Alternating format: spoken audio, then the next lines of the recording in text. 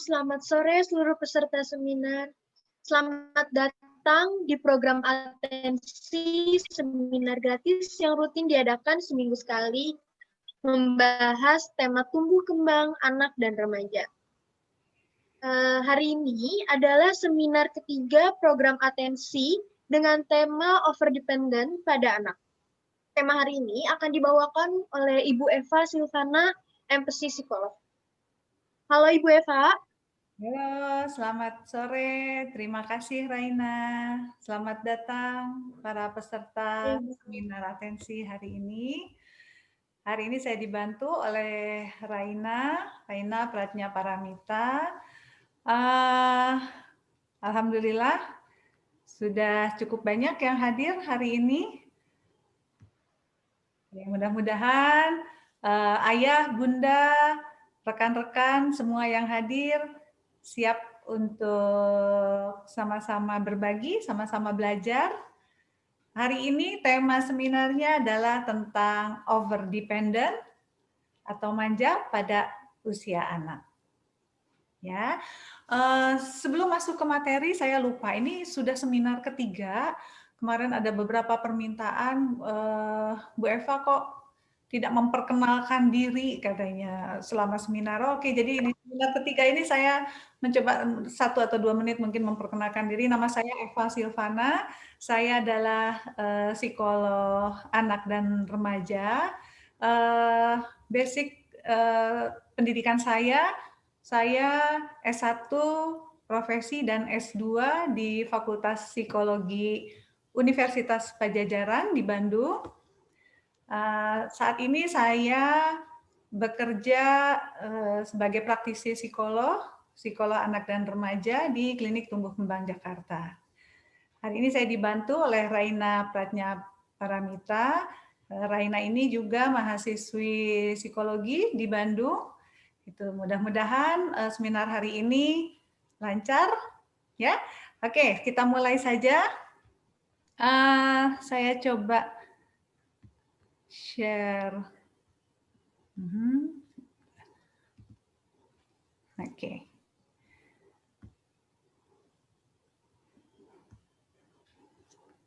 Iya. Jadi tema hari ini adalah overdependent atau manja pada usia anak.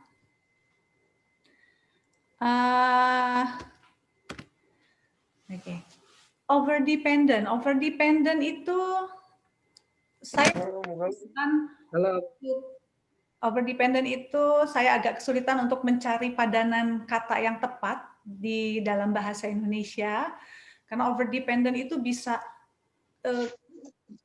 kelengketan anak terhadap orang dewasa, kan nggak enak ya bicaranya ya. Jadi dalam tanda kutip saya selalu memakai istilah overdependent ini, mengganti istilah overdependent ini dengan kata manja. Ya. Jadi kalau mungkin banyak sering kali kita lihat anak di usia prasekolah, di usia di bawah 6 tahun, atau bahkan di usia SD, kelihatan anak yang manja, anak yang segala sedikit-sedikit minta tolong, nggak mau pakai sepatu sendiri. Artinya semuanya selalu ingin dibantu oleh orang. Oke, kita lihat gejala perilaku anak overdependent ini apa sih sebetulnya? Yang pertama, tadi selalu meminta dirinya dibantu oleh orang lain. Sekalipun itu sangat mudah, misalnya memakai sepatu, menalikan tali sepatu, memakai baju, menyisir, ini anak overdependent ini selalu meminta untuk dibantu oleh orang lain.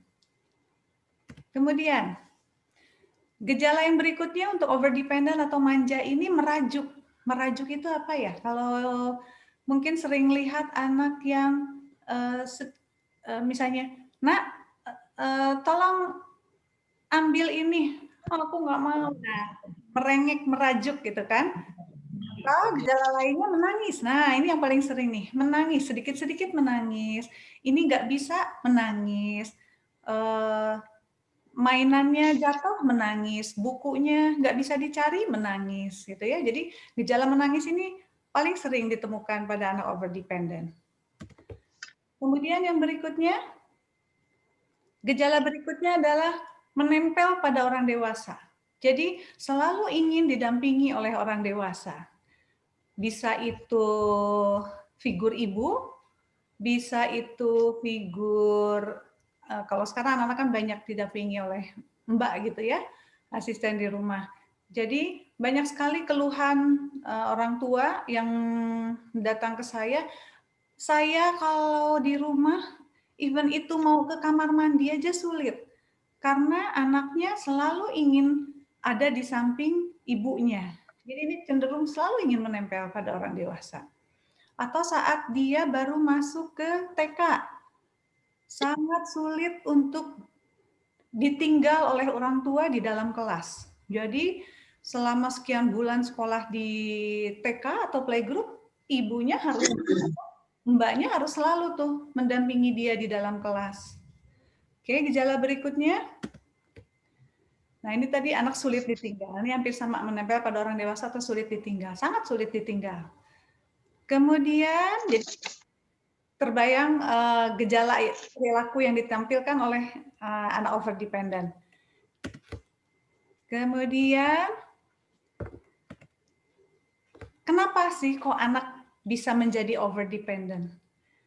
Ada anak over dependent, sangat manja, sementara teman-teman yang umurnya sama, yang usianya sama, kok bisa dia dilepas sama orang tuanya, bisa semuanya melakukan sendiri. Nah, kenapa? Ada apa nih? Ada something wrong, ada sesuatu nih di anak over dependent. Kenapa kok anak bisa sampai over dependent atau manja? Kenapa anak bisa sampai manja? Coba kita lihat. Oke, faktor yang pertama yang membuat anak menjadi over dependent atau manja adalah karena anak tidak mandiri. Jadi di usia prasekolah atau usia TK, seharusnya begitu anak masuk ke usia 5 tahun, itu anak sudah totally dia mandiri untuk kemampuan bantu diri atau self-help-nya. Mungkin kalau ada peserta yang sudah ikut seminar saya di seminar 1 atau 2, saya selalu menekankan anak harus mandiri, gitu ya. Jadi di usia 5 tahun anak harusnya sudah bisa mandi sendiri, makan sendiri, pakai baju sendiri. Setelah pup itu dia harus bisa membersihkan atau cebok sendiri, kemudian dia gosok gigi sendiri, semua untuk kemampuan bantu dirinya atau self-help untuk anak usia 5 tahun itu harus sudah bisa sendiri. Jadi kita paham kalau anak berkembang menjadi anak yang manja atau over dependent, sudah pasti anak itu tidak mandiri. Ya. Banyak dibantu, banyak ditolong, mungkin di usia 5-6 tahun masih dimandikan, masih dipakaikan baju, masih disuapin, masih segalanya masih dilayani. Baik itu oleh orang tua, mungkin atau oleh mbak yang mendampinginya di rumah. Ya. Kemudian faktor apa lagi yang membuat anak menjadi over dependent atau manja? Orang tua memperkuat perilaku over dependent anak. Artinya begini, mungkin pernah menemukan ada orang tua yang senang kalau melihat anaknya unyu-unyu, lucu gitu, berperilaku seperti anak kecil gitu. Tapi hati-hati, anak itu kan di usia-usia awal biasanya anak senang memanipulasi orang tua ya. Jadi kadang misalnya anak nggak mau gosok gigi sendiri. Aku nggak mau gosok gigi sendiri. Dia merajuk. Nah, yang dimaksud dengan orang tua memperkuat perilaku over dependent, orang tua ngikutin aja apa yang dimau oleh anak. Itu artinya orang tua memperkuat perilaku over dependent. Jadi anak mencoba manja, orang tua membantu anak untuk menjadi lebih manja. Ya. Kemudian faktor berikutnya apa lagi yang menyebabkan anak menjadi over dependent? Ada juga, nah ini perasaan bersalah. Artinya pada sebagian orang tua, ini cukup banyak juga nih, ada orang tua yang misalnya dia sehari-hari bekerja dari pagi sampai sore, baru ketemu anaknya malam. untuk membayar perasaan bersalah, ini begitu pulang ke rumah semua kebutuhan anak dilayani. Ya, diperlakukan anaknya seperti bak ratu gitu kan. Ini diambilkan, ini dipasangin, ini semuanya dilayani. Atau ada juga tipe orang tua yang merasa bersalah misalnya karena anaknya mungkin ada latar belakang penyakit, atau misalnya ada latar belakang yang anaknya misalnya ada kekurangan fisik atau cacat. Nah, ini juga ada tipe orang tua yang karena orang tua merasa bersalah akhirnya memperlakukan anaknya serba dilayani semuanya. Akhirnya jangan salah, anak tersebut akan berkembang menjadi anak yang over dependent atau manja. Ya. Faktor berikutnya, apalagi yang mendukung anak untuk berkembang menjadi anak yang manja? Pola asuh permisif. Artinya permisif apa? Orang tua yang kalahan sama anaknya. Kendalinya ada di anak, bukan di orang tua. Hati-hati ya, ayah bunda, hati-hati. Kendali itu harus ada di orang tua, bukan di anak. Jadi tipe pola asuh orang tua yang permisif, yang segala diikuti, anaknya mau ini, oh ya, monggo, oh ya, ayah ayo dibantu, oh ya, nah itu akan membantu anak untuk menjadi over dependent. Oke, kemudian berikutnya. Ada juga tipe anak yang mencari perhatian. Anak yang mencari perhatian. Jadi dengan dia menangis, dengan dia merengek, dengan dia merajuk, itu semoga orang tuanya segera melayani saya. Nah, ini orang tua harus peka nih. Ini anak sedang cari perhatian, sedang memanipulasi saya, atau bagaimana? Ya, untuk hal-hal yang sekiranya mudah, pakai sepatu, gosok gigi, mengambil minum, makan, itu kan orang tua harus tahu. Sebetulnya di seminar kemarin sudah saya jelaskan di usia sekian, itu anak harus sudah mampu untuk bantu diri. Jadi jangan khawatir kalau misalnya usia 6 tahun, saya takutnya anak saya belum bisa belum bisa mandi sendiri. Saya yakinkan bisa. Pasti bisa. Kalau anak dikasih kesempatan itu pasti bisa. Ya, jadi jangan diikuti saat anak mencari perhatian, menangis, merajuk. Orang tuh harus tahu bahwa kamu bisa kok. Ayo bisa sayang. Gitu ya. Oke, selanjutnya. Nah, ini juga anak yang punya egosentris atau self-centered. Jadi anak yang merasa dirinya penting banget untuk diperhatikan orang. Anak yang merasa dirinya menjadi center atau menjadi pusat perhatian dalam satu keluarga, ini biasanya juga anak mengendalikan keluarga nih. Ayo Ma, aku kan pengennya Mama bantu aku kan mau disisirin. Nah, dia merasa saya patut untuk dilayani. Ya, jadi tetap kendali itu harus ada di orang tua, bukan di anak. Oke, selanjutnya. Jadi ini latar belakang kenapa anak bisa berkembang menjadi over dependent. Oke.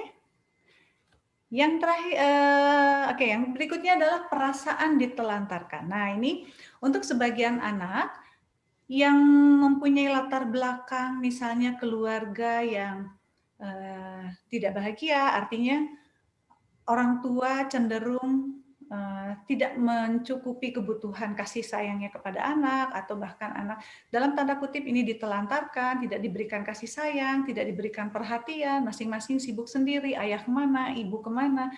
Akhirnya anak akan akan frustrasi, lalu dia akan mencari satu manuver bagaimana caranya supaya ibu saya, ayah saya bisa sayang sama saya. Salah satu caranya ini, anak menampilkan perilaku manja.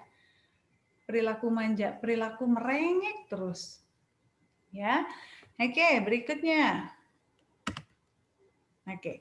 Nah, kalau begitu, ini kan kelihatannya untuk anak over dependent atau manja ini cukup menyedot energi dari orang tuanya ya, karena anak over dependent atau manja ini sedikit-sedikit nangis, sedikit-sedikit merengek, sedikit-sedikit minta dibantu. Hal kecil apapun ingin ditolong. gitu kan? Jadi banyak sekali orang tua yang akhirnya saya nggak bisa ngapa-ngapain, mau ke kamar mandi pun saya nggak bisa, gitu. Jadi bagaimana caranya untuk mencegah supaya anak kita ini tidak over dependent? Over dependent ini bisa terjadi pada anak usia prasekolah, di bawah usia 6 tahun. Banyak juga sekarang saya temukan di atas anak usia 6 tahun, artinya masuk ke usia sekolah, anak juga masih over dependent. Banyak saya menemukan klien saya di klinik itu, dia sudah SD kelas 3 tapi tetap tidak mau ditinggal oleh orang tuanya. Jadi orang tuanya ikut duduk di sebelah di kelas gitu. Jadi kalau dibiarkan terus-menerus bisa over dependent-nya, bahkan sampai usia remaja pun dia masih ingin selalu dibantu, ditolong. Artinya nanti perkembangan emosinya tidak berkembang, tidak matang. Dia akan terus-menerus seperti anak kecil terus jadinya. Nah, jadi supaya tidak terjadi demikian, bagaimana caranya nih untuk mencegah supaya anak kita tidak over dependent. Ini kan harus dicegah kan, karena tadi dampaknya buruk sebetulnya, akan berpengaruh ke perkembangan selanjutnya. Anak menjadi tidak punya motivasi sekolah, anak menjadi tidak punya teman, karena selalu bareng sama orang dewasa, selalu bareng dengan ibunya atau mbaknya di sekolah, minat untuk bermain tidak ada, motivasi belajar tidak ada, kemudian minat untuk mencoba hal-hal baru juga tidak ada, gitu ya. Jadi kebanyakan untuk anak over dependent itu dia kebanyakannya diam, murung, takut, bersembunyi di belakang ibunya kalau di tempat ramai, atau narik-narik tangan ibunya gitu. Kan kasihan. Nah, artinya nanti perkembangan selanjutnya menjadi terhambat. Jadi kita harus mencegah nih, gimana caranya supaya anak tidak berkembang menjadi anak yang over dependent, ya. Apa yang harus pertama kita lakukan? Apa yang harus pertama orang tua lakukan? Yang pertama, bentuk kemandirian. Saya selalu di setiap seminar saya mengajak orang tua, ayo bentuk kemandirian anak. Kapan anak mulai bisa diajak untuk mandiri? Dari mulai anak bisa komunikasi dua arah. Dari usia berapa? Usia 2 tahun. 2 tahun itu kan anak sudah mulai bisa komunikasi dua arah. Hal-hal kecil seperti misalnya mengambil minum, membereskan mainan, kemudian menyimpan alat makan, kemudian menaruh benda-benda miliknya, itu kita ajak anak untuk melakukannya sendiri. Ya, untuk mengambil minum ya tentu jangan yang berbahaya. Jadi kalau misalnya dispenser air panas ya kita kondisikan bagaimana caranya anak ini bisa ngambil minum sendiri. Entah itu air panasnya dimatikan atau kita sediakan gelasnya gelas plastik. Anak senang kok. Kalau kita kasih kesempatan anak untuk melakukan sendiri, anak pasti akan senang. Ya, dan orang tua juga jangan kesel kalau misalnya anak ngambil air kok tumpah-tumpah, pakai baju kok terbalik gitu, mandi kok lama. Nah, jangan seperti itu. Kita berikan kesempatan untuk anak. Salah ya tidak apa-apa, lama ya tidak apa-apa. Pilih baju juga termasuk pilih baju juga. Kasih kesempatan anak untuk melakukannya sendiri. Bu Eva, tapi pilih baju anak saya nggak matching katanya bajunya. Tidak apa-apa, kita hargai usaha anak untuk melakukan segala sesuatunya untuk mencoba mandiri. Ya nggak apa-apa, orang tua nggak usah kesel, nggak usah memberi komentar yang negatif terhadap hasil apapun, sekecil apapun usaha anak untuk berusaha mandiri. Ya, oke, tips yang kedua apa? Melatih anak untuk mengambil keputusan sendiri. Nah, di sini kita memang harus memberi kesempatan kepada anak untuk mencoba mengambil keputusan. Jadi kalau misalnya kita ajarkan anak untuk ini, kita memberikan dua pilihan kepada anak. Nak, mau makan dulu atau mau main dulu? Atau nak mau belajarnya jam berapa? Kalau misalnya aku nggak tahu, oke, kalau kamu nggak tahu mau jam segini atau mau jam segini. Jadi anak kita ajak untuk belajar mengambil keputusan. Atau misalnya termasuk kayak tadi memilih baju, itu juga kan anak belajar untuk mengambil keputusan. Baju mana yang mau saya pakai? Gitu ya. Oke, berikutnya dukungan orang dewasa. Nah, ini tadi, ini penting sekali. Orang dewasa itu bisa orang tua, bisa kakak, bisa asisten di rumah, bisa guru, gitu ya, bisa pendamping, siapapun pendamping itu. Jadi, dukunglah ketika anak di usianya itu sudah mulai dia perlu belajar untuk mandiri.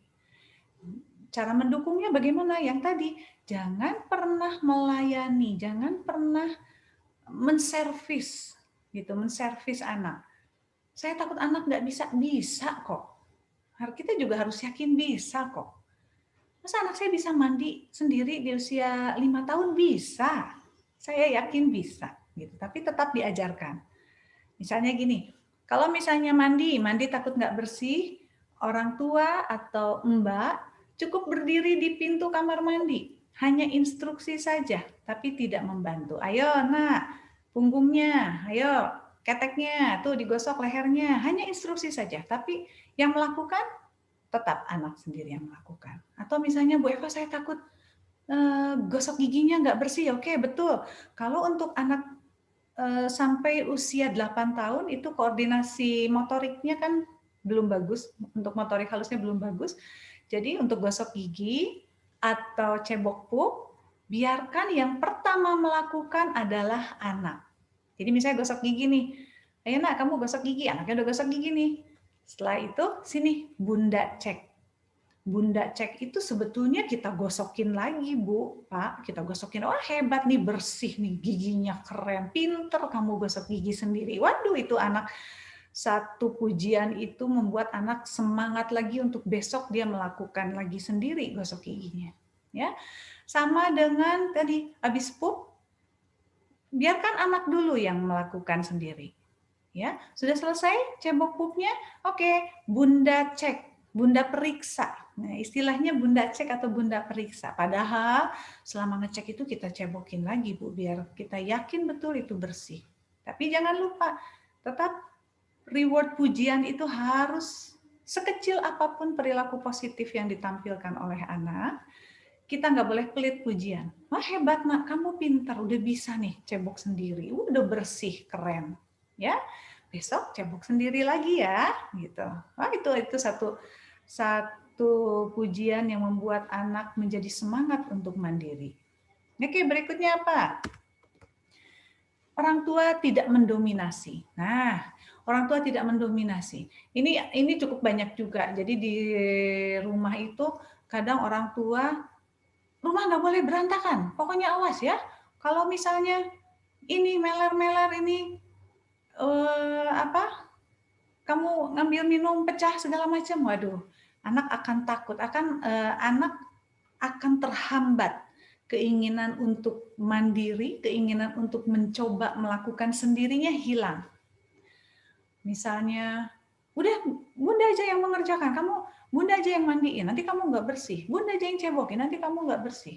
Udah bunda aja yang pilihkan baju, bunda aja yang memakaikan baju, kamu tuh lama. Waduh, ya sudah hilang keinginan untuk anak berusaha untuk mandirinya akan hilang.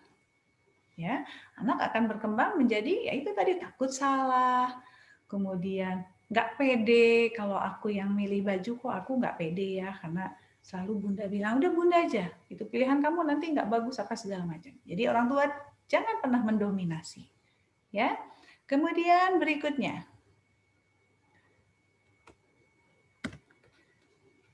kita ajarkan anak untuk bertanggung jawab. Untuk kita ini disesuaikan dengan usia perkembangannya ya. Jadi misalnya kalau anak usia sebelum SD atau usia prasekolah bisa kita ajarkan, nak, kamu bunda kasih tanggung jawab misalnya pas setiap hari menyiram 1 bunga. Nah, itu anak akan senang sekali tuh kalau kita berikan kepercayaan, itu akan tumbuh juga tuh bahwa saya bisa, yes, aku hebat, aku bisa, aku keren. Itu akan muncul nanti di diri anak. Ya, jadi ajarkan anak untuk belajar bertanggung jawab. Oke, kemudian berikutnya. Bagaimana untuk mencegah anak tidak over dependent? Tidak memberi sesuatu yang tidak diminta atau tidak diinginkan anak. Ini kadang orang tua nggak hujan, nggak angin, pulang kantor ayahnya bawain mainan, gitu ya. Anak belum minta, belum apa, minum udah ada di depannya. Kemudian anak belum minta, belum apa, minum udah masuk ke mulutnya. Jadi ini anak belum minta, kita udah layani semuanya, gitu ya. Anak belum minta susu, susu botol udah dimasukin ke mulutnya. Nah, ini kan artinya memberi sesuatu yang memang anak belum minta sebetulnya. Anak juga belum kepengen, gitu ya. Tapi kadang banyak orang tua yang pengen cepet katanya, Bu Eva biar cepet katanya, habis kesal lama gitu. Ya nggak apa-apa, namanya proses belajar itu kan butuh waktu, butuh proses. Ya, jadi jangan pernah memberi sesuatu yang tidak diminta atau tidak diinginkan oleh anak. Oke, ini tips untuk mencegah. Jadi untuk mencegah supaya tidak terjadi over dependent. Kemudian tips yang terakhir, ya ini sama sebetulnya, tidak melayani anak. Ya, jadi jangan menjadi tipe orang dewasa yang super service, gitu, super service terhadap anak. Termasuk guru di sekolah juga nggak boleh menggendong anak di sekolah, itu nggak boleh, gitu ya. Membawakan tas anak di sekolah itu juga nggak boleh, gitu. Jadi saat anak sekolah, ya biarkan anak belajar menenteng tas sekolah sendiri, ya. Belajar anak untuk mengambil minum sendiri, belajar anak untuk memakai baju sendiri.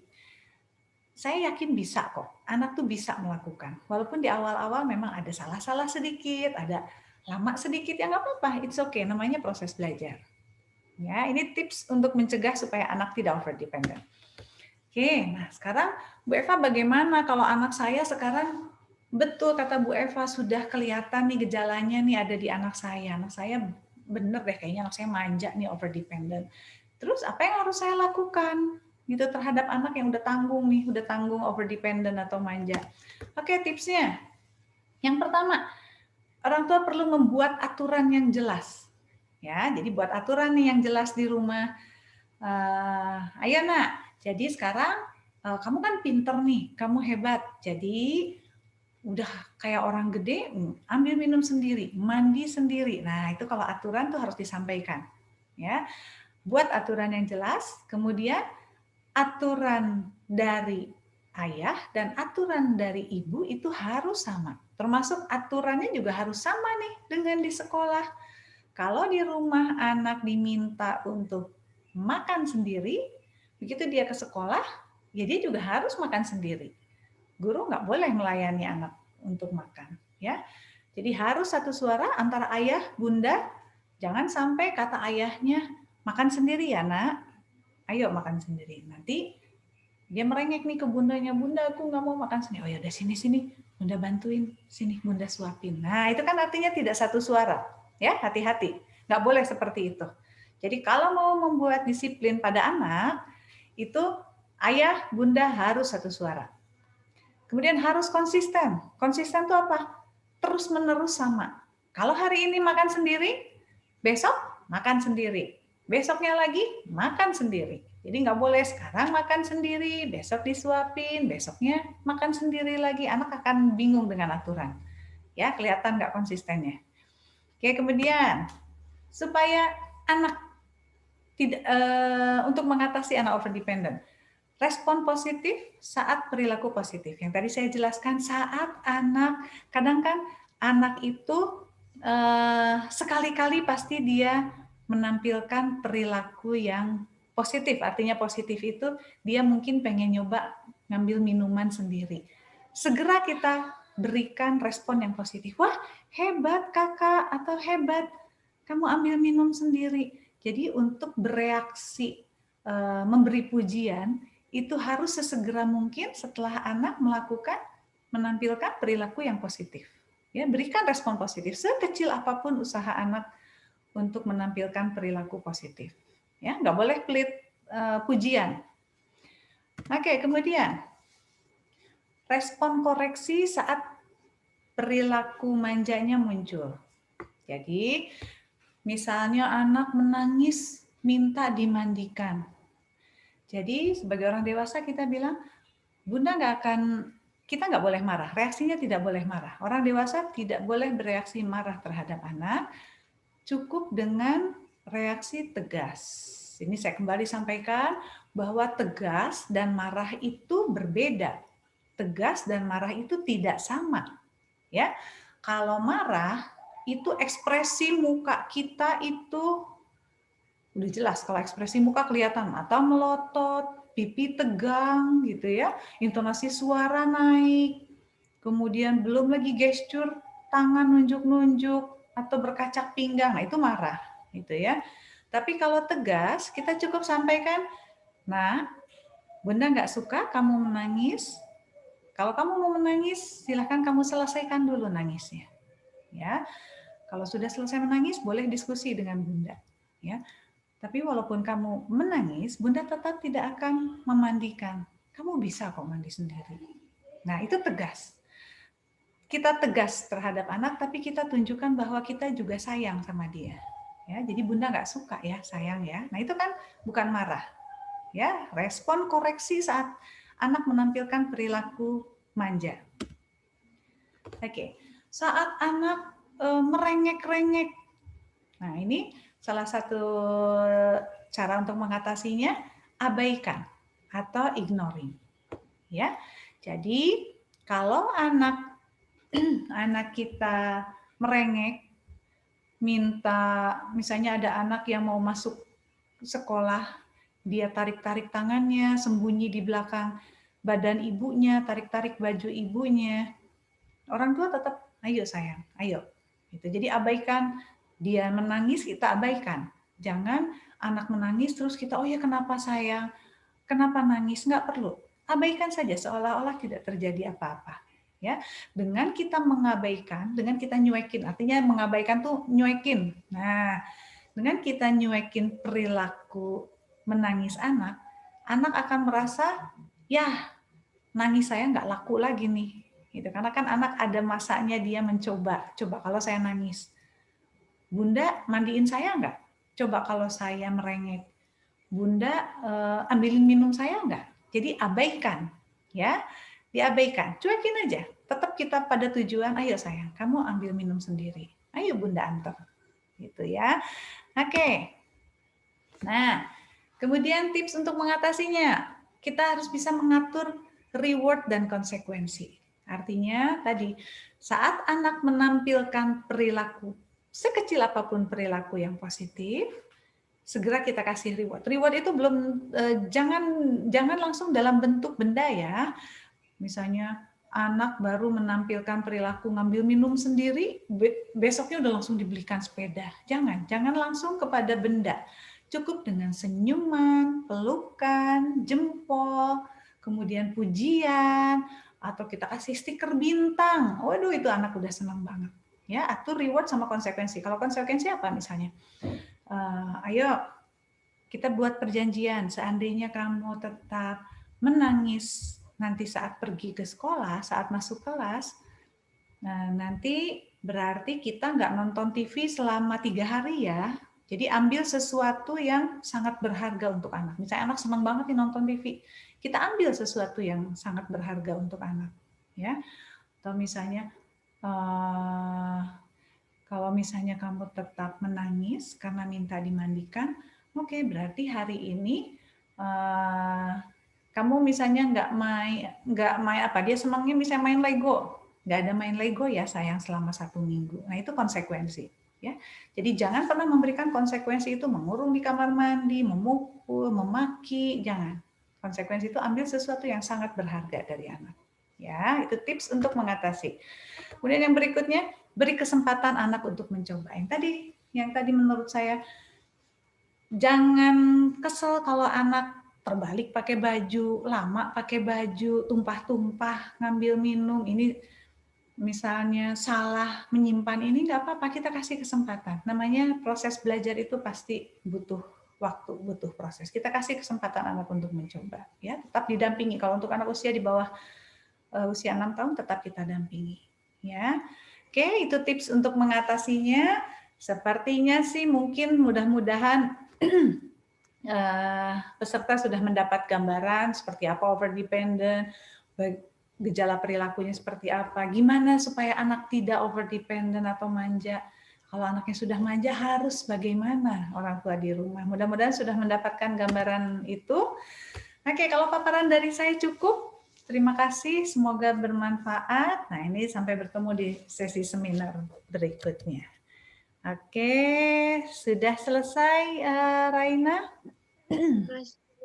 Bagi para peserta, silakan jika ada yang ingin ditanyakan boleh melalui kolom chat, disampaikan melalui kolom chat.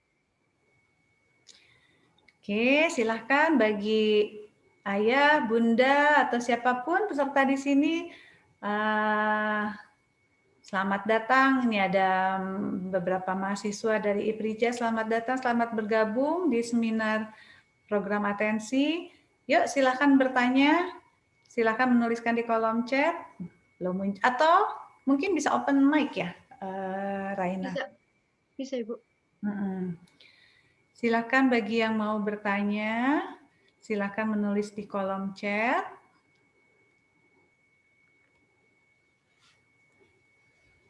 Ini ada dari Sekolah Pendidikan Bogor. Okay. Ada orang tua yang perlakukan anak-anaknya sama, tetapi yang satu menjadi manja, namun yang satunya lagi tidak. Hal itu mengapa ya, Bu? Oke. Ada orang yang memperlakukan anaknya sama, tetapi yang satu menjadi manja dan yang lain tidak. Oke. Biasanya nih kakak adik nih walaupun perlakuannya sama, tapi ada bedanya. Tapi coba dirasa-rasa sama orang tua. Secara teori pun anak pertama dan anak kedua itu biasanya ada beda hasil, beda personality. Gitu. Secara teori pun itu sudah melalui penelitian sudah tertulis bahwa orang tua begitu dapat anak yang pertama itu seperti mendapatkan berlian, harus dijaga, semuanya harus serba sempurna, ininya semuanya harus serba bagus. Akhirnya orang tua memperlakukannya mungkin tidak dirasa langsung oleh orang tua, tapi secara tidak langsung itu dilakukan. Jadi kecenderungan untuk melayaninya ada, gitu. Tapi begitu dapat anak kedua, biasanya anak kedua itu lebih mandiri. Kenapa? Karena orang tua sudah tahu, oh mengurus anak saya sudah tahu harus bagaimana. Akhirnya anak kedua cenderung lebih dibebaskan, cenderung lebih dibiarkan, gitu. Jadi ini sebetulnya akan ada sedikit perlakuan, tapi mungkin tidak langsung dirasakan oleh orang tua. Gitu. Ini akan beda sekali kalau ke anak pertama bagaimana, ke anak kedua bagaimana. Biasanya anak pertama itu agak lebih agak kurang percaya diri gitu, karena yang itu banyak dibantu, gitu, banyak dilayani, banyak pokoknya anak saya yang pertama nih harus sebaik mungkin, harus sebagus mungkin. Tapi kalau misalnya betul-betul kondisinya sama semua nih rasanya agak nggak mungkin karena secara teori pun begitu gitu. Akan ada sedikit perlakuan kecuali kalau misalnya anak kembar. Nah, coba dilihat kalau anak kembar hidup di rentang waktu yang sama, kalau saya sih yakinnya akan sama. Hasilnya akan sama. Gitu ya. Mudah-mudahan menjawab. Oke, ada lagi? Lalu selanjutnya ada dari Abdullah Syamil. Pertanyaan, boleh nggak kita sesekali memarahi anak karena perilaku manja yang berlebihan? Oke, yang tadi Pak Abdullah, lebih baik kita menggunakan cara tegas. Jangan marah. Kalau marah nanti kita lose of control. Jadi emosi kita nggak bisa dikontrol. Akhirnya apa? Akhirnya kita ingin main fisik. Itu akhirnya kita ingin main fisik. Lebih baik tadi tegas cukup kok. Anak tuh sudah paham. Kalau misalnya apalagi seorang ayah belum bicara tapi ekspresi mukanya udah kelihatan diam, itu anak sudah tahu kok ayahnya nggak suka gitu. Apalagi kalau orang tua mengatakan ayah nggak suka. Misalnya ayah nggak suka kamu tadi misalnya melempar barang. Ayah nggak suka kamu misalnya apa? Ayah nggak suka kamu menangis tadi saat kamu masuk ke kelas minta ditunggu. Cukup ayah nggak suka. Ya sayang ya, ayah nggak suka. Itu cukup. Dan jangan pernah marah. Apalagi bermain kontak fisik. Itu tidak boleh. Orang tua bermain kontak fisik. Banyak klien orang tua yang datang ke saya, Bu Eva, saya nggak main kontak fisik, saya cuman mukul sedikit lah. Mukul sedikit, Ibu kan ada kontak fisik itu namanya. Ya, itu pun tidak boleh. Saya cuma nyubit sedikit, ya itu sama kontak fisik tidak boleh. Ya, ayah, bunda atau ibu, bapak guru atau siapapun jangan pernah melakukan kontak fisik dengan anak. Ya, oke, mudah-mudahan menjawab ya. Ada lagi? Lalu selanjutnya ada dari Aisyah. Saya ingin bertanya, jika kita sudah melakukan tips mengatasi dari beberapa yang tadi sudah disebutkan, namun si anak tetap over dependent, apa cara lain yang harus dilakukan? Oke, kalau misalnya sudah dilakukan yang tips yang tadi saya berikan, yang pertama harus dilakukan evaluasi dulu. Betul nggak langkah-langkah yang sudah saya lakukan tadi? Ya, atau jangan-jangan langkah-langkah yang sudah saya lakukan tadi misalnya tidak konsisten atau misalnya kurang. Kalau misalnya sudah dievaluasi perasaannya udah betul semua deh, udah oke semua misalnya ya. Kalau sudah oke semua, kita lihat nih. Kalau misalnya anak masih manja, berarti ada faktor lain selain perlakuan dari lingkungan. Maksudnya faktor lain itu misalnya apakah ada faktor kecemasan? Ya, tadi kan salah satu penyebab anak menjadi overdependent karena dia diterlantarkan. Mungkin masih ingat tadi ya di slide saya ada salah satu faktornya anak diterlantarkan. Jadi apa anak ini ada perasaan cemas, perasaan cemas yang tidak terselesaikan, sehingga atau cemas itu kan untuk di usia anak penyebabnya bisa macam-macam. Karena dia merasa ada sesuatu yang dia khawatirkan, biasanya kalau untuk anak usia di bawah 6 tahun, perasaan cemas itu nggak akan jauh dari kedekatan emosional dengan orang tua. Artinya, apakah mungkin ada perasaan cemas di anak saya berkaitan dengan hubungan emosional dengan orang tua?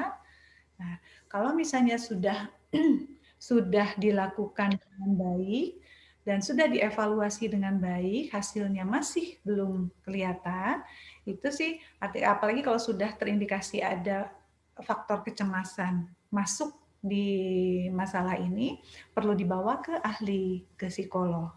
Ya, karena kita harus gali, harus cari tahu sumber kecemasannya apa nih.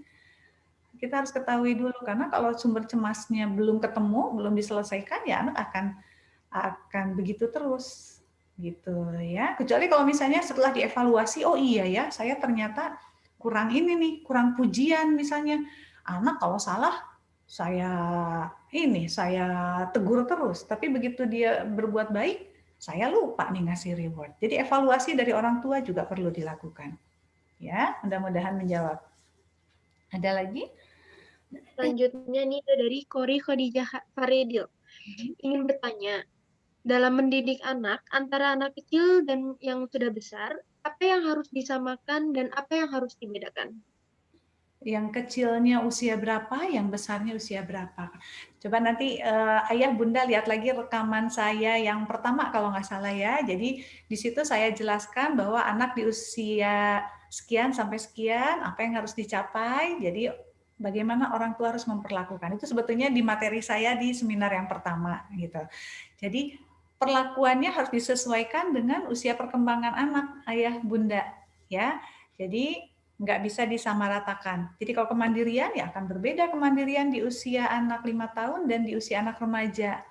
Ya, jadi mungkin saya nggak akan mengulang menjelaskan lagi di sini. Nanti silahkan lihat rekamannya kembali untuk yang seminar pertama di channel YouTube.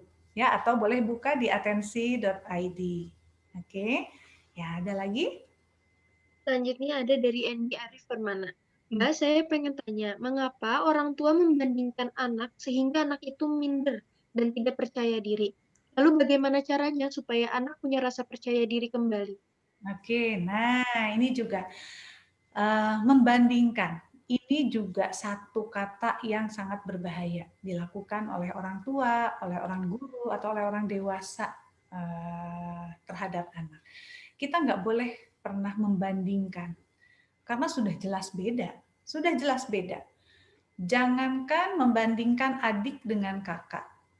Anak itu adik dengan kakak berarti kan beda tahun lahir, ya kan? Beda dong, usianya juga beda, tahun lahirnya juga beda. Jangankan yang berbeda usia, anak kembar sekalipun kembar, yang lahirnya sama, bareng, usianya sama, hanya terpaut berapa detik, itu pun mereka akan sangat berbeda. Jadi jangan pernah membandingkan anak. Lalu apa hubungannya anak yang selalu dibandingkan bisa menjadi anak yang tidak percaya diri? Kalau anak yang kita bandingkan itu dia ternyata merasa ada kekurangan, betul, dia akan menjadi tambah tidak percaya. Misalnya, lihat nak, tuh si Kevin udah bisa nulis, si Kevin udah bisa ngaji pintar, ayo masa kamu belum bisa? Itu akan membuat konsep diri anak menjadi rusak. Kembali lagi mengingatkan di seminar kemarin, konsep diri anak itu kenapa sangat penting, karena konsep diri itu modal anak untuk nanti saat dia masuk ke usia remaja. Ya, modal anak saat dia bergaul di lingkungan. Konsep diri itu apa? Kamu hebat, kamu pinter, aku hebat, aku pinter, aku cantik, aku soleh, aku keren, aku jagoan. Nah, itu konsep diri. Si akunya itu harus bagus, ya. Si akunya itu harus bagus. Jadi kalau selalu dibandingkan, artinya orang tua tidak pernah melihat hal positif di anak. Orang tua tidak pernah melihat hal yang bagus di anak. Kan kasihan anaknya. Ya, kapan Bunda bilang aku hebat? Kapan Bunda bilang aku keren? Rasanya nggak pernah kedengeran. Yang kedengeran tuh lihat si A, tuh lihat si B. Gitu ya, hati-hati ya. Jadi daripada membandingkan, lebih baik ayo nak, kamu pasti bisa. Ayo nak, kamu keren, kamu pinter, kamu hebat, kamu jagoan. Itu saja yang disampaikan kepada anak. Dan jangan pernah membandingkan. Betul, nanti anaknya akan menjadi tidak percaya diri, betul. Karena begitu dia masuk ke lingkungan sosial, dia akan merasa aku tidak sehebat mereka, aku tidak sekeren mereka, aku tidak sepintar mereka. Itu yang terpatri di pikiran dia. Ya. Jadi daripada membandingkan, lebih baik kita berikan kalimat positif, kamu hebat, kamu keren, kamu pintar, kamu baik. Ya. Walaupun dalam hati kecil orang tua biasanya, aduh kok anak saya kok tulisannya gini amat ya gitu, tapi itu jangan pernah diucap. Ya, ayah, bunda, atau siapapun jangan pernah diucap, ayo nak, kamu tulisannya ini sebenarnya udah keren banget loh, udah bagus banget ini tulisannya, coba bikin huruf A-nya agak diginiin sedikit, nah pintar. Nah, jadi kita mau bilang itu jelek, tapi disampaikannya jangan, nak tulisan kamu jelek, nah jangan seperti itu, nak kamu tulisannya udah bagus banget ini, udah keren banget, coba lihat yang A-nya, coba agak dibelokin sedikit, agak dihalusin sedikit. Nah, itu kan akan beda dirasa oleh anak, ya. Dan jangan lupa setelah dia berusaha untuk memperbaiki, kembali lagi pujian itu jangan lupa. Ya, jadi jangan pernah membandingkan, ya. Oke, apalagi nih? Selanjutnya ada dari Ridho Alfiansyah. Jika anak terpengaruh lingkungan, dalam hal ini contohnya anak tetangga, lalu anak ini mengikuti hal negatif, lalu anak ini menjadi selalu merengek seperti hal yang dilihatnya. Bagaimana cara kita menyikapinya? Betul. Apalagi kalau di usia anak sebelum sekolah, usia prasekolah, itu anak jago niru. Jadi usia meniru, dibilangnya juga usia meniru ya. Karena apapun yang dilakukan itu mereka banyak meniru, mereka banyak mencoba-coba. Si A kok setelah nangis, ada tetangga nih, dia nangis, terus habis nangis dikasih coklat. Oh, anak pasti meniru, itu pasti meniru. Jadi karena anak itu melalui proses belajar. Ya, jadi orang tua yang harus peka. kapan anak nangis memang dia luka, berdarah, atau kapan anak ini merengek, memanipulasi. Ya, tadi kuncinya apa? Anak menangis selama itu tidak ada luka, tidak ada darah, walaupun luka sebetulnya kalau darahnya cuma sedikit, kita abaikan. Kita jangan kelihatan panik. Misalnya ada anak nangis, "Mami, aku luka." Kita lihat dulu darahnya banyak nggak. Kalau misalnya masih darah kecil, oke. Ambil betadine, nak. Udah, kalau kitanya nggak kelihatan panik, kalau kitanya tenang, itu anak juga tidak akan bertambah keras nangisnya. Oh, nggak apa-apa. Nah, ayo ambil betadine. Yuk, yuk, biarkan dia yang mencoba mengobati sendiri. Ya, jadi kalau betul anak di usia prasekolah tuh jago banget meniru. Jadi tadi tipsnya kan, abaikan. Saat anak meniru seperti anak tetangga, itu kita abaikan. Ya, nanti setelah malam nih, setelah malam mau tidur, kan biasanya anak leyeh-leyeh dulu tuh, ayah bunda di kasur. Itu waktu yang paling efektif untuk kita memasukkan nilai-nilai kepada anak. Makanya dibilang kalau hypnosleep itu, kita mau menghipnotis anak sebelum tidur, nah itu bagus tuh. Menjelang tidur tuh anak biasanya ada di gelombang yang pas untuk kita memasukkan nilai-nilai. Nah, yang seperti tadi, kamu merengek nangis, itu nggak baik ya sayang ya. Besok nggak nangis lagi ya, pinter ya. Kalau tadi misalnya si Budi yang anak tetangga, udah biarin nggak ada kipas angin nak. lain, ya. Jadi kalau kamu kan anak bunda, kamu pinter, kamu hebat. Jadi besok tidak menangis lagi ya sayang ya. Udah itu bagus banget, itu cukup. Jadi segala kejadian yang terjadi dari pagi sampai sore bisa kita evaluasi di malam saat anak mau tidur. Itu bagus sekali. Kalau ibu, ayah, bunda rutin tuh melakukan evaluasi kejadian per hari, itu bagus. Ya, jadi nggak ada kejadian yang miss atau terlewat untuk diperbaiki di anak. Oke, ada lagi? Selanjutnya ada dari Wahyu ingin bertanya, bagaimana dengan anak yang hidup di dalam keluarga yang broken home atau sudah pisah? Anak yang broken home, maksudnya hubungannya dengan over dependent mungkin ya? Oke. Iya. Sebetulnya nggak apa-apa.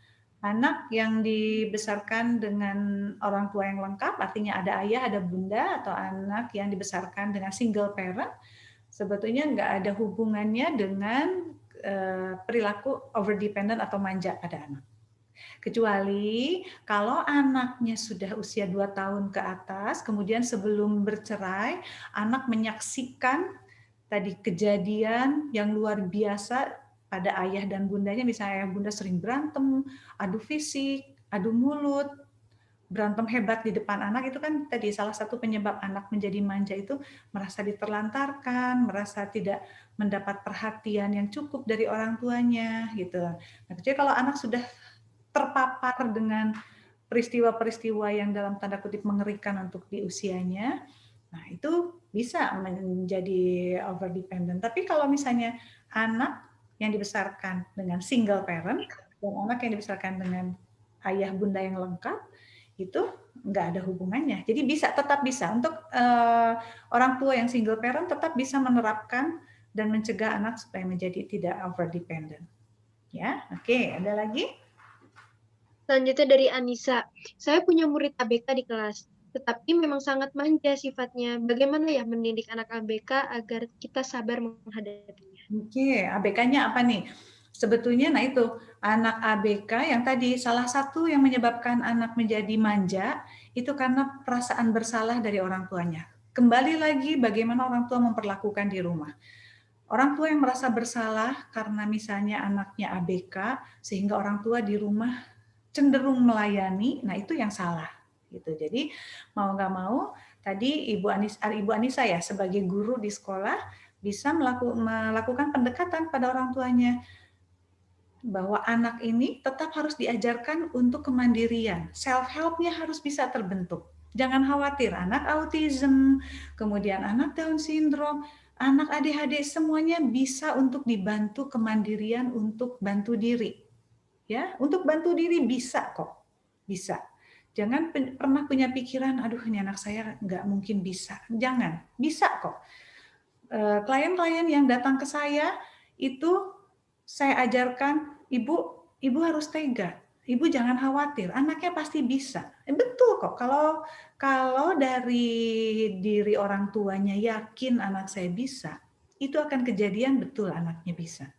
Tapi kalau dari orang tuanya setengah hati, aduh kayaknya nggak bisa deh, aduh saya ragu, bisa nggak ya? Itu nggak akan pernah kejadian anaknya menjadi mandiri. Jadi orang tua harus yakin dulu bahwa anak saya bisa. Bisa kok.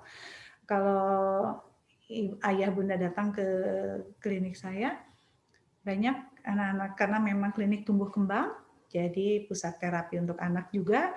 Jadi banyak juga Ananda yang ABK di sana diajarkan untuk kemandirian. Alhamdulillah mereka bisa.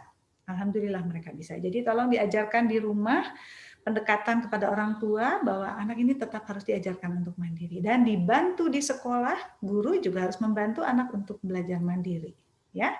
Oke, ada lagi? Mungkin dari Boleh saya bertanya? Oke, ada yang open ya, mic? Ibu. Oke, silakan. Ya, silakan Bu. Assalamualaikum warahmatullahi wabarakatuh. Waalaikumsalam warahmatullahi wabarakatuh. Saya Istiqomah Khadijah. Mau bertanya, Bu? Ya, silakan Bu. Tadi tulisannya. Ya. Oke, apa pertanyaan? Untuk anak-anak remaja. Saya kan remaja nih ya. Ya. Anak-anak saya remaja. Ya. Maksudnya, sebentar, Bi.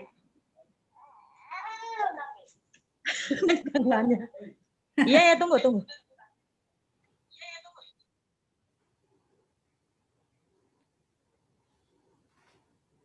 Oke, Bu Khadijah. Sepertinya anak yang bayinya lagi ini nih. Mau lanjut selanjutnya, Bu? Di pertanyaan chat dulu mungkin ya, sambil nunggu ya. Oke, lalu selanjutnya ini ada dari Siva. Ingin bertanya, apabila anak sering dimarahi oleh orang tua, apakah ada pengaruhnya pada perkembangan mental anak?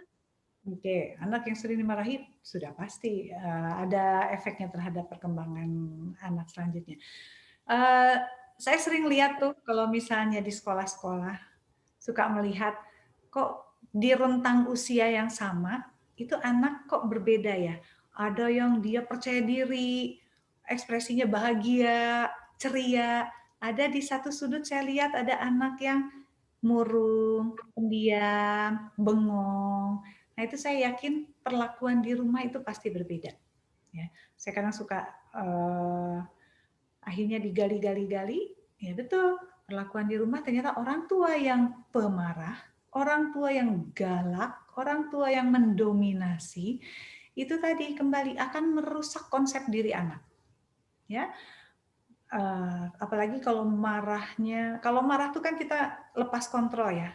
Kadang ucapan orang tua juga tidak bisa dikendalikan gitu. Anak yang terlalu sering dimarahi, anak yang terlalu banyak didominasi, dimarahi, anak tadi jadi dia tidak bisa mengekspresikan, ekspresi emosinya terhambat. Ekspresi emosinya terhambat. Dia baru bilang, "Bunda, aku," baru bilang gitu. Nanti bundanya, "Kamu." Wah, anaknya baru bilang A, bundanya udah bilang A sampai Z. Jadi ekspresi emosi anaknya tidak pernah terlatih di rumah. Ya, kamu berani melawan ibu kamu. Nah, sebetulnya bukan melawan, anak ingin berdiskusi, ingin mengekspresikan emosinya, tapi kadang orang tua salah menerima. Kamu berani melotot sama ayah, sama bunda, kamu menantang bunda, gitu. Nah itu kan, biarkan anak untuk belajar mengekspresikan isi pikiran dan isi perasaannya kepada orang tua di rumah. Jadi jangan terlalu banyak dimarahi. Ekspresi emosi anak yang terhambat itu nanti kedepannya yang tadi anak sulit untuk bersosialisasi. Dan biasanya anak yang terlalu banyak dimarahi di rumah, yang tadi ekspresi emosinya tidak keluar, dia akan rentan menjadi korban bully nanti di sekolah. Ya, ada anak mengganggu, boro-boro dia mau marah. Orang di rumah nggak pernah dilatih untuk marah, boro-boro diganggu sama teman, anak mau bilang, aku nggak suka kamu tendang aku. Bagaimana dia mau mengekspresikan itu kepada teman?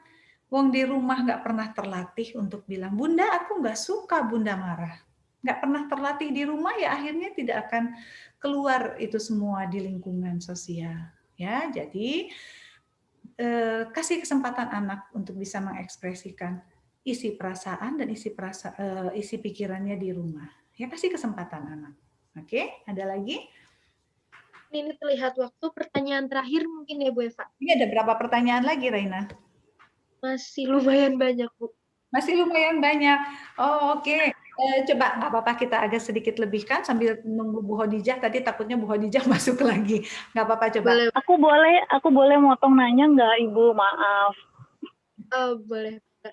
Oke, boleh. Maaf ya, Mbak. Bu Eva, selamat sore. Selamat sore, Bu Nisa. Iya, jadi gini Bu, usia anak saya yang bontot itu 5 tahun, laki-laki. Oke. Dia ini kalau tidur masih pegang sikut saya sampai sekarang dari bayi. Ini saya bingung gimana cara menyapih sikutnya ini. Karena kondisi di rumah memang belum memungkinkan ada kamar sendiri untuk si bontot ini gitu. Jadi sementara dia tidurnya masih bareng sama saya. Nah, ini yang jadi tanda tanya besar. Tadinya saya berpikir sudahlah nanti akan ada waktunya dia bisa mandiri, tapi ada kekhawatiran ini sudah mau masuk SD tapi masih begini, gimana ya Ibu Eva? Terima kasih ya Ibu. Iya, betul Bu, udah mau masuk SD nih. Udah 5 tahun. Iya. Oke. Coba Ibu rasakan dalam hati kecil Ibu pasti ada nggak teganya juga. Kasihan kalau. Iya. Nah, itu yang tadi saya bilang, kalau orang tua setengah hati, nggak akan jadi, Bu. Jadi kuncinya Ibu harus tega dulu. Anak menangis. Ya, anak menangis. Itu merengek paling cuma seminggu, Bu. Ibu, anaknya pakai ASI nggak waktu itu?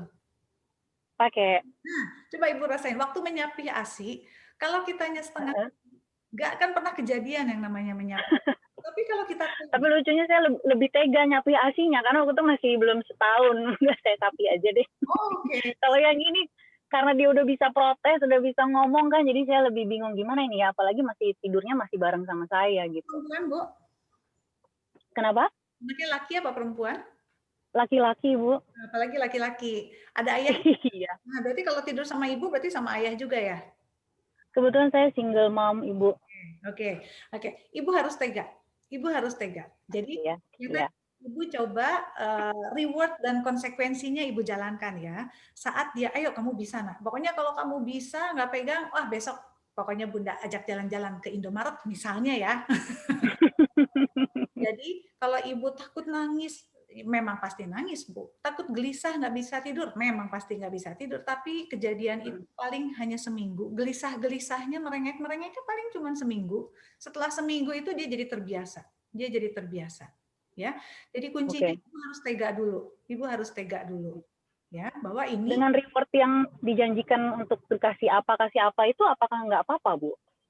Tapi jangan langsung barang ya Bu. Ayo nanti jalan-jalan ke tempat, ke taman depan. Itu kan udah cukup sebetulnya. Atau kalau dia berhasil semalam, Ibu besoknya Ibu bikin tabel Bu. Ibu bikin tabel yang besar tempel di dinding. Kamu tadi malam nggak pegang sikut Bunda.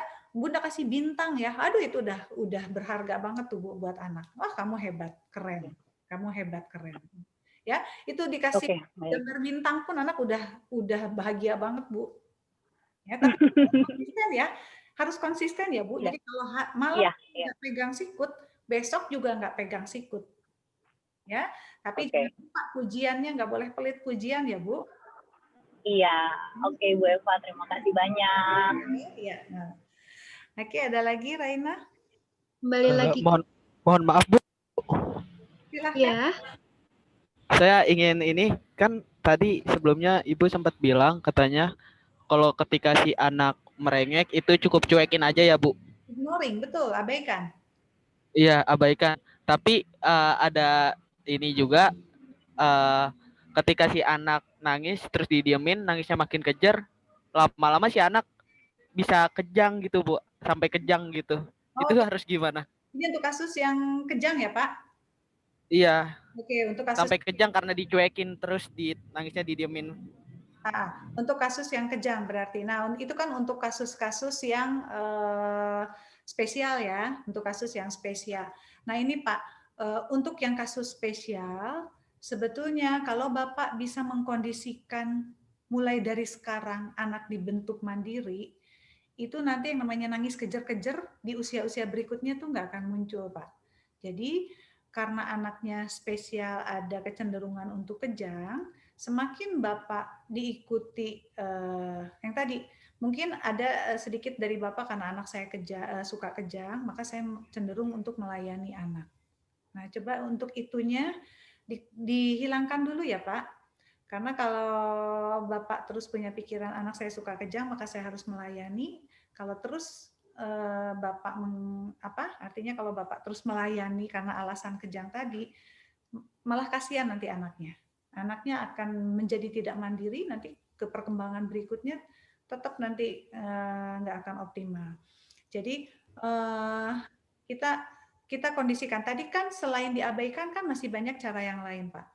Untuk usia di bawah 6 tahun mungkin bisa dialihkan perhatiannya, gitu ya, bisa dialihkan perhatiannya, atau nggak apa-apa, kamu nangis dulu. Nah, ayah di sini. Nanti kalau udah selesai, nanti boleh kita diskusi.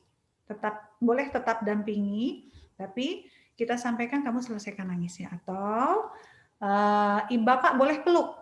Bapak boleh peluk. Ya, boleh peluk. Saat dia nangis akan lebih tenang. Kalau anak dikasih pelukan, usapan, belayan itu akan lebih tenang, ya. Tapi jangan diikuti apa yang dimaui tadi sama anaknya. Ya, tetap konsisten Bapak. Tetap bahwa, "Nak, kamu udah tenang nih, yuk ayah dampingi yuk, kamu mandi di kamar mandi. Ayah misalnya cuma lihat aja di sini." Dengan dipeluk dia udah tenang kok. Ya, mudah-mudahan menjawab ya, Pak. Oke. Ya, sama-sama Pak. Mungkin 2 pertanyaan lagi ya? Boleh kembali ke kolom chat. Ada dari Legia Dwi Septi ingin bertanya mengapa anak terus menempel dan bersikap manja selama karantina. Selama karantina? Ya, betul. Jadi selama pandemi ini, karena interaksi dengan ibu, terutama ibu ya, itu kan intensif di rumah ya. Selama pandemi ini di rumah, jadi ketemu ibunya lebih intensif nih. Nah, saya nggak tahu apa yang dilakukan ibu di rumah. Walaupun selama pandemi, tetap orang tua tidak boleh melayani anak di rumah. Ya, tetap. Jadi anak belajar, dia harus siapkan sendiri. Tugas dia harus kerjakan sendiri. Jangan mentang-mentang anak ada di rumah, orang tua ada di rumah, akhirnya jadi menservis semuanya. Jadi selama pandemi ini kecenderungan orang tua untuk memberikan pelayanan kepada anak selama di rumah ini tinggi sekali. Jadi salah, itu konsep yang salah. Sama aja selama anak ada di rumah tetap anak harus mandiri. Ya, ayah bunda ya. Oke, ada lagi Raina, satu pertanyaan lagi mungkin ya? Satu pertanyaan lagi. Dari Sriarfa. Jika ada seorang anak tidak bisa mengikuti pelajaran dengan baik di dalam maupun di luar sekolah, apakah kita harus memaksa anak tersebut untuk mengikuti pelajaran tersebut? Bagaimana cara mengatasinya? Tidak bisa mengikuti pelajaran kan banyak faktor ya Bu ya. Jadi bisa macam-macam faktornya. Bisa mungkin karena ada gangguan tuh bisa mungkin karena ada gangguan konsentrasi, bisa itu pengaruh ke prestasi anak, ke daya tangkap anak. Kemudian kita lihat dulu kapasitas kecerdasannya cukup atau tidak, itu juga bisa faktor yang berpengaruh. Atau anak yang tadi, anak over dependent, anak manja, sebetulnya dia pintar, tapi begitu dia di sekolah, begitu kita kasih tugas akademik, aku nggak mau nulis, aku nggak mau baca.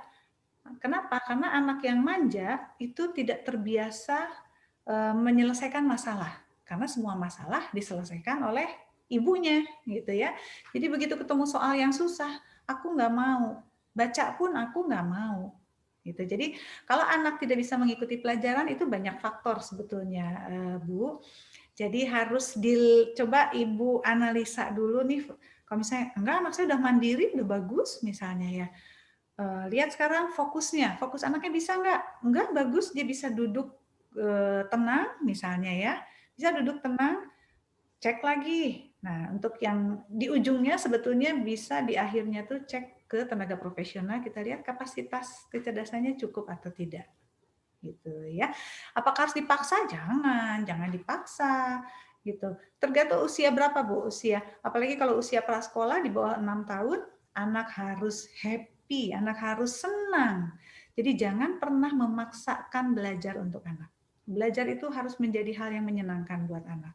Kalau saya lihat di Indonesia ini anak usia 2 tahun udah digeret-geret untuk les baca. Nah, itu kan kasihan. Ya, biarkan anak usia sebelum sekolah, prasekolah itu kan justru itu sedang pembentukan otot motorik kasar, biarkan anak main ya. Jadi jangan pernah dipaksa ya, ayah bunda ya.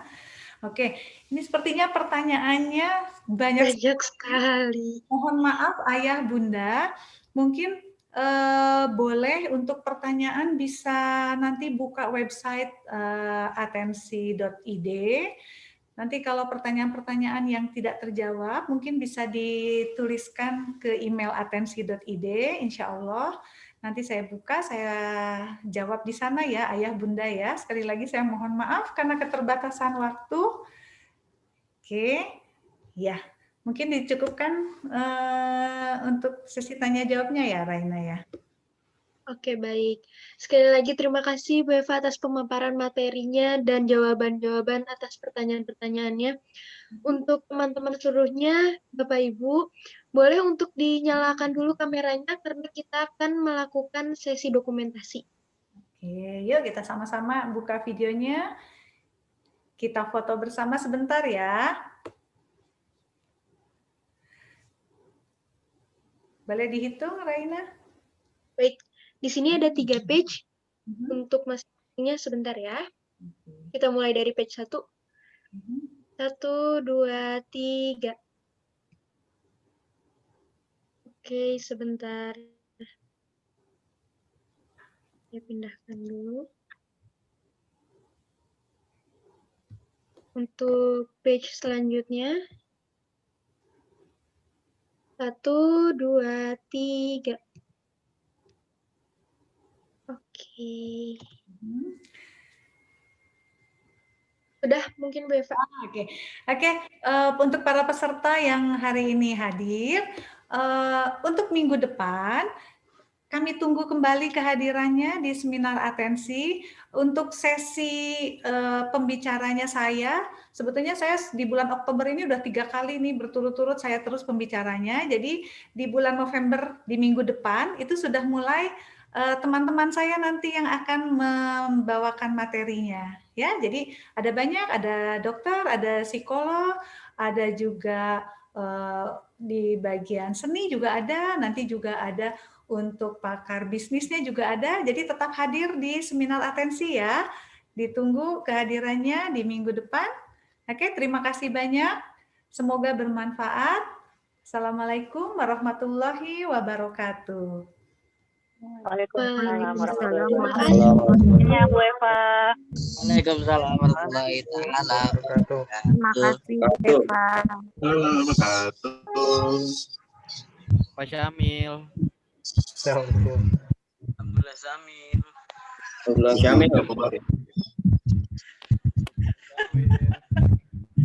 Syamil habis bertanya. Dibakar Ayu, kok lo nggak sendirian, bertanya, anjing Yu? emang. Bayu nanya anak broken home kasih iPhone. Udah keluar.